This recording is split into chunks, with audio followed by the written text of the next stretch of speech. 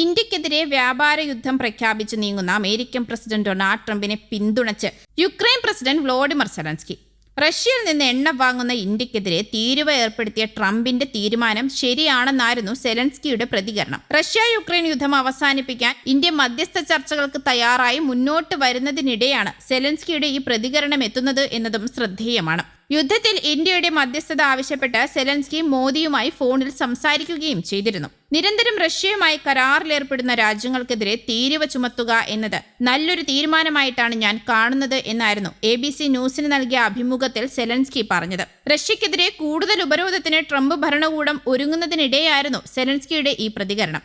നേരത്തെ ട്രംപും പുടിനും തമ്മിൽ കൂടിക്കാഴ്ച നടത്തിയിരുന്നു. എന്നാൽ ഈ കൂടിക്കാഴ്ചയിൽ നയതന്ത്രപരമായ ഒരു തീരുമാനത്തിൽ എത്തിച്ചേരാൻ സാധിച്ചിരുന്നില്ല. യുക്രൈനിൽ വീണ്ടും ആക്രമണ പ്രത്യാക്രമണങ്ങൾ തുടരുകയും ചെയ്തിരുന്നു. റഷ്യയിൽ നിന്ന് എണ്ണ വാങ്ങിക്കുന്ന ഇന്ത്യയെ അതിൽ നിന്ന് വിലക്കിയെങ്കിലും ഇന്ത്യ പിന്നോട്ടു പോയില്ല. ഇതിന്റെ പശ്ചാത്തലത്തിൽ ഇന്ത്യക്ക് 50% തീരുവ ട്രംപ് ഏർപ്പെടുത്തിയിരുന്നു. കടുത്ത തീരുമാനങ്ങൾ ഉണ്ടാകുമെന്ന ഭീഷണിയും ട്രംപ് നൽകിയിട്ടുണ്ട്. ട്രംപ് ഇടഞ്ഞു നിൽക്കുന്ന സാഹചര്യത്തിൽ ചൈനയും റഷ്യയുമായും ഇന്ത്യ കൂടുതൽ അടുത്തിരുന്നു. ഷാങ്ഹായ് സഹകരണ സംഘടനയുടെ ഉച്ചകോടിയിൽ പുടിനും ട്രംപും ഷീ ജിൻപിങ്ങും ചേർന്ന് നിൽക്കുന്ന ചിത്രങ്ങൾ ലോകശ്രദ്ധയും നേടി.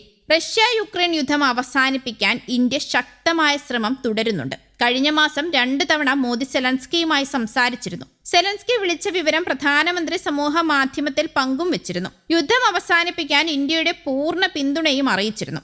സംഘർഷം അവസാനിപ്പിച്ച് സമാധാനം പുനഃസ്ഥാപിക്കാൻ ഇന്ത്യയുടെ പിന്തുണയുണ്ടെന്ന് വിദേശകാര്യമന്ത്രി എസ് ജയശങ്കർ യുക്രൈൻ വിദേശകാര്യമന്ത്രി ആൻഡ്രീ സിബിഹയെയും അറിയിച്ചിരുന്നു. അതേസമയം യുക്രൈൻ യുദ്ധത്തിന്റെ പേരിൽ റഷ്യയ്ക്കുമേൽ കൂടുതൽ ഉപരോധങ്ങൾ കൊണ്ടുവരുമെന്നാണ് ട്രംപ് പറഞ്ഞത്. വൈറ്റ് ഹൌസിൽ മാധ്യമപ്രവർത്തകരുടെ ചോദ്യങ്ങൾക്ക് മറുപടിയായാണ് റഷ്യക്കെതിരെ അടുത്ത ഘട്ട ഉപരോധത്തിന് US തയ്യാറെടുക്കുകയാണെന്ന സൂചന ട്രംപ് നൽകിയത്. എന്നാൽ ഇതു സംബന്ധിച്ച വിശദാംശങ്ങൾ ട്രംപ് നൽകിയിട്ടില്ല. ട്രംപിന്റെ പ്രസ്താവനയ്ക്ക് പിന്നാലെ റഷ്യൻ എണ്ണ വാങ്ങുന്ന രാഷ്ട്രങ്ങൾക്കുമേൽ കൂടുതൽ താരിഫ് ഉൾപ്പെടെ നടപടികൾ തുടരുമെന്ന് US treasury secretary Scott Bessent പറഞ്ഞു.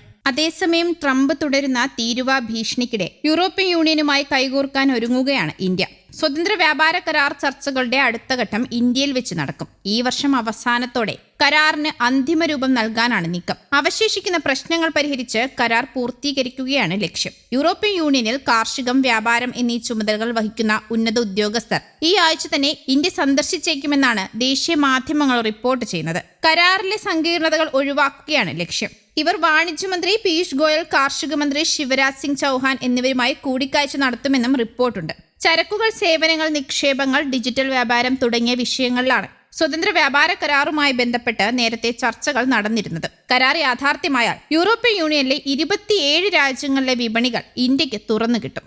News desk, Kerala Kaumudi.